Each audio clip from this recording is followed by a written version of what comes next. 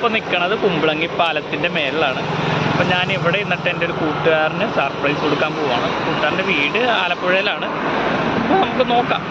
ഞാൻ ഇവിടെ നിന്നൊരു 2 മണിക്കൂർ ഞാൻ എൻ്റെ സ്വന്തം വണ്ടിയിലാട്ടോ പോകുന്നത്. ഈ വണ്ടിയിലാണ് എൻ്റെ യാത്രകൾ മുഴുവനും. അപ്പോൾ എൻ്റെ കൂടെ നിങ്ങളും എൻ്റെ വീഡിയോക്ക് ഇഷ്ടപ്പെടുകയാണെങ്കിൽ ലൈക്ക് ചെയ്യുക, സബ്സ്ക്രൈബ് ചെയ്യുക, എല്ലാം ചെയ്യുക. ഓക്കെ, അപ്പോൾ ബാക്കി വിശേഷങ്ങൾ പോണ വീഡിയോയിൽ കാണാം. ഹായ്, അപ്പോൾ എല്ലാവർക്കും എൻ്റെ വീഡിയോയിലേക്ക് സ്വാഗതം. അപ്പോൾ ഞാനിവിടെ നിൽക്കുന്നത് പള്ളിത്തോടാണ്. എന്നെപ്പോലെ ട്രാവൽ ചെയ്യാൻ എല്ലാവർക്കും ഇഷ്ടമായിരിക്കും, പക്ഷെ നമുക്ക് പോകാനുള്ള പൈസയും കാര്യങ്ങളും ഒന്നും ഉണ്ടാവില്ല. അതുകൊണ്ട് നമ്മുടെ നാട്ടിലുള്ള കാര്യങ്ങൾ, അതായത് നമ്മുടെ ചുറ്റുപാടുള്ള കുറേ സംഭവങ്ങൾ, നമ്മൾ കാണാത്ത കുറേ സ്ഥലങ്ങളുണ്ട്. അപ്പോൾ അതൊക്കെ ആദ്യം നമുക്കെന്തായാലും അറിയാമല്ലോ, നമുക്ക് പുറത്ത് പോയിട്ട് അത്രയും പൈസ കൊടുത്ത് നമുക്കൊന്നും ട്രാവൽ ചെയ്യാൻ പറ്റില്ല, അതിനുള്ള സാഹചര്യവും നമുക്കില്ല എന്നുള്ള രീതിയിൽ നമുക്ക് എല്ലാവർക്കും അറിയാമല്ലോ. അപ്പോൾ നമ്മൾ നമ്മുടെ നാട്ടിലുള്ള സ്ഥലങ്ങളൊക്കെ കാണുക. ഞാൻ ഇപ്പോൾ ഇവിടെ ഒരു നല്ലൊരു സ്ഥലം കാണിച്ചു തരാം.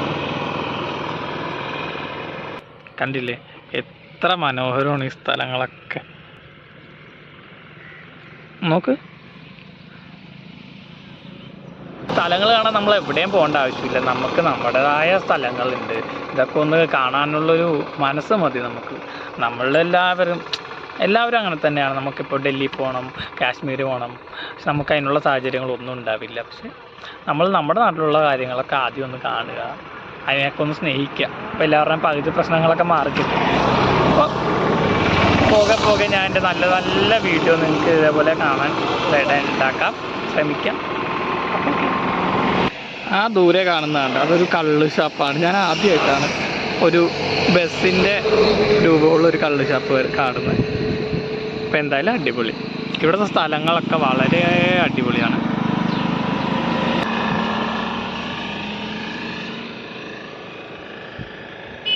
ഇതൊന്നും നമ്മുടെ തമിഴ്നാടോ കർണാടകയോ ഒന്നുമല്ല, നമ്മുടെ സ്വന്തം കേരളത്തിൽ, സ്വന്തം എറണാകുളത്താണ്.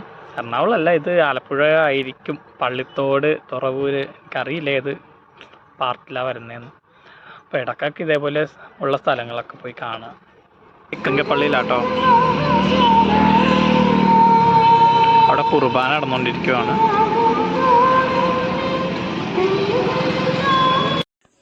ഞാൻ മൂഞ്ചി ഗൈസ്, ഈ വീട്ടിൽ ആരുമില്ല. അവരൊക്കെ എവിടെ പോയെന്ന് എനിക്കറിയില്ല.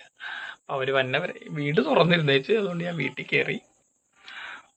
സോ ഇനി അവർ വരുന്നവർ ഞാനിവിടെ നിൽക്കണം. നിങ്ങൾക്ക് ആർക്കെങ്കിലും ഇങ്ങനത്തെ ഒരു അനുഭവം ഉണ്ടായിട്ടുണ്ടെങ്കിൽ കമൻറ്റ് ചെയ്യുക. ആദ്യമായിട്ടൊരു സർപ്രൈസ് കൊടുക്കാമെന്ന് വിചാരിച്ചു, ഫ്ലോപ്പായി. സാരല്ല, വരുമല്ലോ.